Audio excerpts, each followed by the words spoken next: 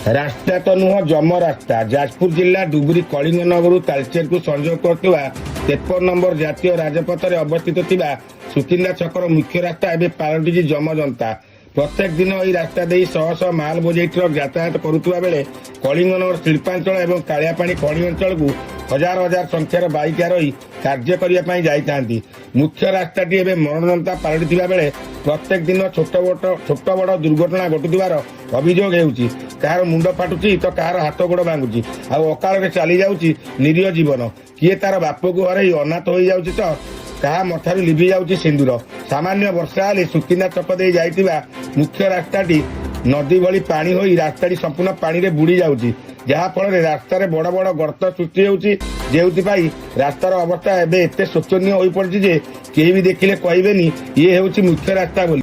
दीर्घ दिन धरी एही रास्ताटी अधा पांतरिया अवस्था पड़ी रहितिबा बेले निर्वाचन पूर्व 53 नंबर जातीय राजपथर शुभ उद्घाटन सरिछि, हेले आज पर्यंत आरंभ होई पारि नाही सुकिंदा हनुमान छकरे फ्लाईओवर ब्रिज कार्य। एमिति कि आज पर्यंत टेंडर मध्य होई पारि नाही। डबल इंजिन डबल विकास नारा दई 2024 रे राज्य रे प्रथम करी क्षमता को आसीथिबा बीजेपी सरकार ए दिगरे किछि भी विहित कार्यानुष्ठान ग्रहण करू नथिबा अभियोग होई आसुछि। एही 53 नंबर जातीय राजपथ सुकिंदा हनुमान छक देई कलेक्टर सब कलेक्टर कलिंगनगर एडीएम तहसीलदार बीडीओ जिलार बहु वरिष्ठ अधिकारी यातायात करुवा बेले एप्रति कहार भी दृष्टि पड़ नथिबा दिन पूर्व बहु फंपा प्रतिश्रुति देइतिबा स्थानीय विधायक तथा मंत्री प्रदीप बड़ सामंतक कथा न कहवा भल। एवं आपण मान को कथा दउची जे सुकिंदार हम गणर निश्चित भाव आम एक नुआ कलेवर करबा। से एबे केउंटी अछंती बोली सुकिंदावासी तांको खोजिबा आरंभ कलेनी।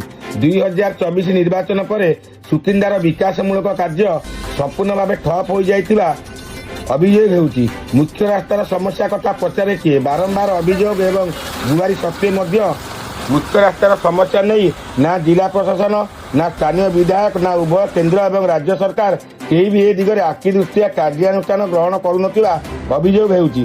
सुकिंदावासी एवं प्रश्न करने आरंभ कले सरकार सुकिंदावासी साबत पुओ कि बोली। देखा जाऊ केबे दूर हेब सुकिंदावासी मुख्य रास्ता समस्या एवं देखा जाऊ केबे स्थानीय विधायक तथा मंत्री प्रदीप बड़ सामंत एवं सरकार निद भांगुची। Bureau report Sukinda express live.